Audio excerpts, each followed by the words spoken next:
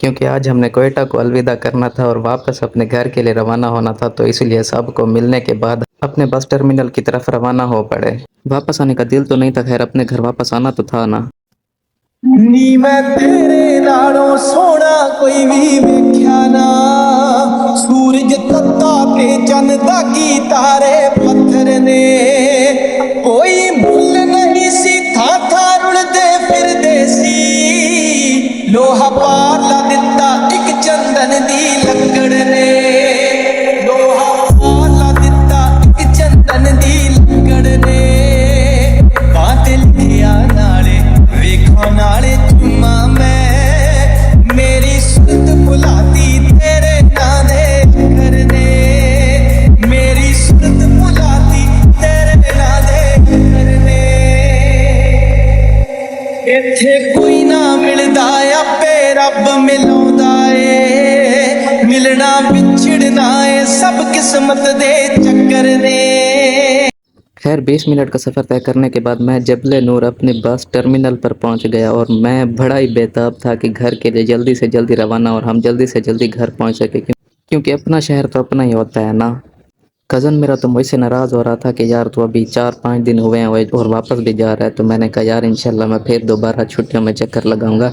अभी पूरा वीक हो चुका है, कॉलेज नहीं गया, तो उन्होंने मुझे कॉलेज भी नहीं आने दिया अगर और छुट्टियाँ की तो।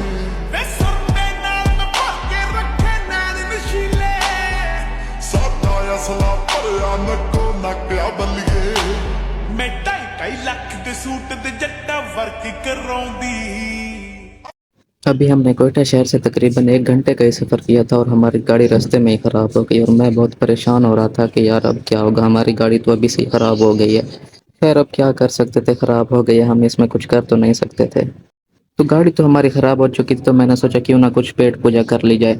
शुक्र तो ये है कि साथ में एक दुकान भी थी, तो वहाँ से जाके मैंने एक ईरानी केक ख़रीद लिया जिसका जायका तो बड़ा ही कमाल था, चॉकलेट फ्लेवर में था, मुझे तो बहुत पसंद आया। ऐसा केक हमारे पंजाब में कहीं भी नहीं मिलता और ना ही मैंने कभी ये खाया है और ना ही किसी दुकान पर देखा है इसे। केक खाने के बाद जैसे ही मैं बस से नीचे उतरा तो देखा मैकेनिक आ चुका था, तो मैंने अल्लाह का शुक्र अदा किया कि अब तो कुछ ना कुछ हो ही जाएगा, आ गया है तो बना ही लेगा कुछ वक्त के बाद। फिर अंकल ने आधे घंटे के बाद हमारी बस को ठीक कर दिया और हम रवाना हो पड़े। बस हमारी क्योंकि ओवरऑल तकरीबन खाली थी, तो इसलिए मैं बस की लास्ट सीट पर पहुंच गया और सुकून से सो गया। रात के तकरीबन 2 बजे हमारी बस एक होटल पर रुकी, जहां हमें खाने के लिए तकरीबन आधा घंटा दिया गया और हमने अपनी पेट पूजा कर ली। सुबह तकरीबन 6 बजे जैसे ही मेरी आंख खुली तो काठमांडू के पहाड़ों से निकलता हुआ ये सूरज सच में दिल को मदहोश कर रहा था।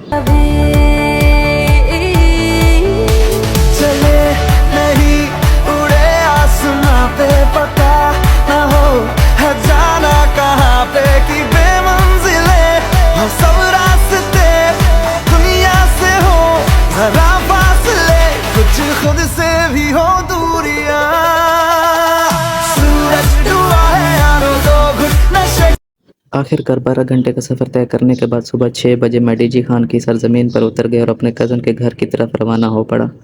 तकरीबन 5 मिनट का पैदल सफ़र करने के बाद मैं अपने कज़न के घर पहुंच गया। तो फाइनली गाइस 12 घंटे का सफ़र तय करने के बाद मैं बहुत थका हुआ हूँ और अपने कज़न के घर अभी डीजी खान में पहुँच चुका हूँ। तो अभी तो मैं बहुत बेताब हो रहा हूँ कि अपने घर जल्दी से पहुँच जाऊँ, अपने सिटी को देखूँ, बहुत याद आ रही है सच में। अपने शहर से तो कुछ भी नहीं मिलता ना, चाहे जहाँ भी इंसान चला जाए। खैर अब क्या कर सकते हैं, अब एक दिन यहाँ रहना पड़ेगा। तो आज के लिए बस इतना ही, कल इंशाल्लाह फिर से मिलेंगे एक नई वीडियो के साथ, तब तक के लिए अल्लाह हाफ़िज़।